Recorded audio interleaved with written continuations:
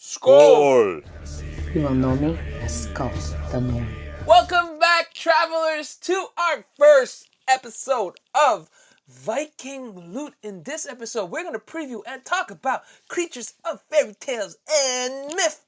So I'm joined here today with Mr. Andrew Valkowskis, the man of the hour, the number one Viking Puppet Master. puppet master. And I'm here joined by Ken, Master Strategist and Master of Insanity. Okay. All right. Aren't these free-flowing titles? Yeah, I guess. Our business cards are like handwritten anyways, right? Speaking of insanity, what's with all these books here? We're talking about insanity here, okay? These books Yes. have fed into our latest project called Creatures of Fairy Tale and Myth. Oh, didn't we just kickstart that or something? We did. That was our 11th Kickstarter in August. That's cool. So, why do we got so many books? All right, so let's take a look at these. Yes. Jacob Grimm. Who's that? Grimm Brothers. I don't. The Brothers Grimm? Fairy tales? No? never They heard had a movie. I'm a millennial. We don't really You should have watch caught the them. movie at the very least. We don't really watch movies these days. It's all about summaries. Then we got a 3 tomes by a university professor from Lithuania. Ooh, is it in English? No, it isn't actually, which will be a little bit of a tough stretch for accessibility, but we do have Baltic Wizards, which does translate some of the key stories from that period. I like it. So we'll take these guys down, give Yes. us a little bit more of a breathing room. Gotta see that Viking face of yours. And then you know what? Then we've got Celtic. Celtic. We've got Russian. We have more Celtic. And Even more Celtic. Yeah, even more Celtics. What else do we have over there? What's hiding over there? Give me a hand. Gods of the ancient Northmen. Oh, that's interesting. Okay. All right. This is Mabinogion, so Welsh myths. What do you have over there? That's, Inuit myths? Yeah, the kayak full of ghosts. The kayak's full of ghosts. So, some other very interesting mythologies. Ooh, some Lithuania, a religion. And then if you end up taking a look at Andrew Lang's series, we got like just a slew of the fairy tale books. And that brings us to a very... Well, this pile's getting really big next to me. It's a good place to rest my drink. Except for this placemat right here. But anyway, I digress. My absolute favorite treasure trove of them all. This is a book my grandmother brought over when she came to North America to Canada. Lietuviškos pasakos. And this is Lithuanian folktales that have been preserved for hundreds of years. And even despite like communism trying to stamp out old culture, this is actually continued on in the blood of the people there. That's cool. And this book is one of the reasons why everything in Fate of the Norns is so steeped in tradition of myth and legend. Okay. That's cool. That's so cool. All right, so we were talking about the Kickstarter. Like, tell me more about the Kickstarter. So the Kickstarter was something that was in the works for a little while because our Ragnarok system allows GMs to be able to create monsters that keep the game fresh for players. So if someone has faced, like, I don't know, let's say a Kraken. Kraken. A classic Kraken. I'll drink to the Kraken. Let's drink to the Kraken. Cheers to the Kraken. Skål. Skål!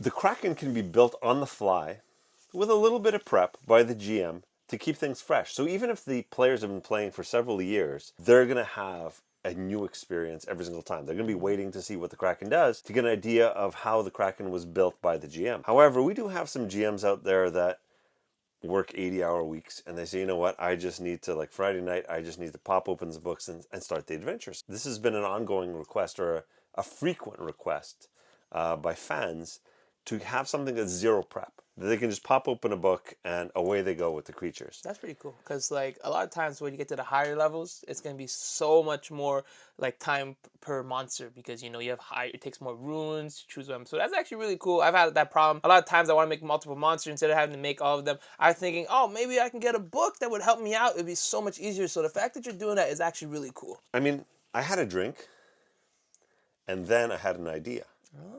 And with that idea, I said, we're fleshing out a really interesting set of creatures that have been bastardized or even like dumbed down by modern media, like high fantasy. So you look at like a D&D kobold. A D&D kobold is nothing like the kobold from mythology. Yeah, they're really squishy. You kill them super easily. They have no special abilities. Exactly. But if you read the fairy tales, you're like, wait a minute, are we even talking about the same creature? So one of the things that we wanted to do is take all of these creatures back to their roots. You're going to get a very authentic experience facing these creatures. So think of it in fairy tale. the villagers are faced with, some sort of terror in the mines. It's kind of breaking down their whole economic way of life. And they send in their thugs, their most, stalwart warriors to deal with these things. And either they don't come back or they come back in failure, abject failure. Yeah.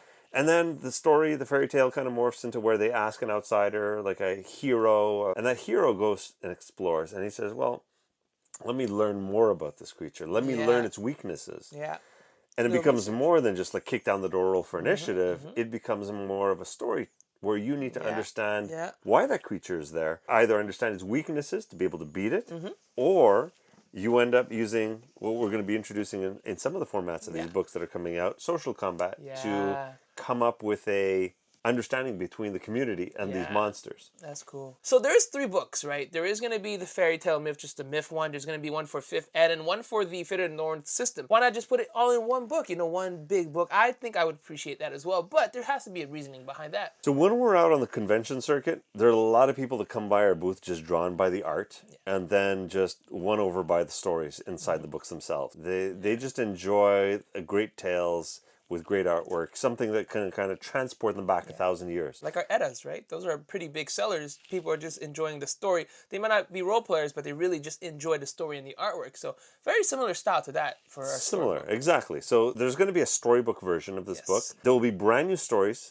for the creatures. There's going to be a myth section that deals where the creatures have appeared in existing bodies of work. And there'll be a lore section, which is kind of like a bullet point breakdown and analysis of what that creature is all about. Its archetype, its raison d'être. Raison d'être means reason being. Just putting it out there in case. A little aside. In case you guys didn't know. Fairy tales have always been there to teach. It's an oral tradition to teach the right way to live, or the mistakes that you don't want to repeat from previous generations. And so these are codified in some of these like really iconic creatures. Yeah. So that seems to be a lot of stuff to do. Are you doing this all by yourself? This seems to be like a big amount of work for just one person to do. It was. I mean, that was one of the things that I was considering at the beginning. And then we kind of exploded it from 1 book to 2 books, then 3 books. I had a drink. I thought about it. And I thought of some really talented people that could come and help me out.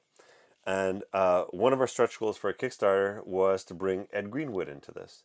He is a master storyteller and someone that I've kind of like looked up to since 2nd ed D&D. He was one of the master architects behind that version of D&D. He's going to be coming in and writing a lot of the tales that are going to be in that storybook format. That's really cool. Among some really other talented artists like James, Michelle, and myself.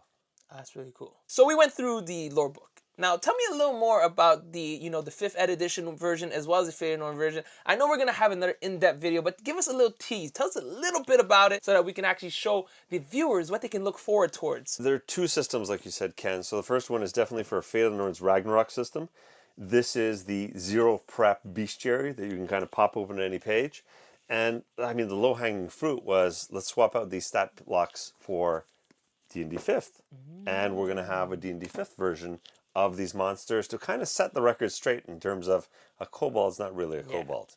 That's pretty cool. I like the fact that you have the 5th ed, so people who want to enjoy Norse mythology can throw them into their campaign. So all the other books have amazing artwork, from the core rule books all the way up to Illuminated Edda. Do you actually have some great artwork for this book as well? Yeah, we actually have a brand new artist named Julianne who signed on for this project. Nice. She has amazing artwork. I've got a binder here with some of her printouts. Okay. And I mean, what you can do is maybe pop these Yeah, up I'll for the pop these viewers. up. Definitely. The viewers will get to see some of these sneak peek early access videos or pictures of these. Ooh, that's a nice one. Yeah, these are the ones that we bring to the test play sessions where players can actually see a little bit what is this one called? This is a Varg. Varg. Okay, awesome. So these are like massive wolves that kind of are the spawn of... Just show you guys a few clips. You're not going to see exactly what we're looking at, but just some of the cool stuff. The Varg I'll show you guys. But like, this is some great artwork.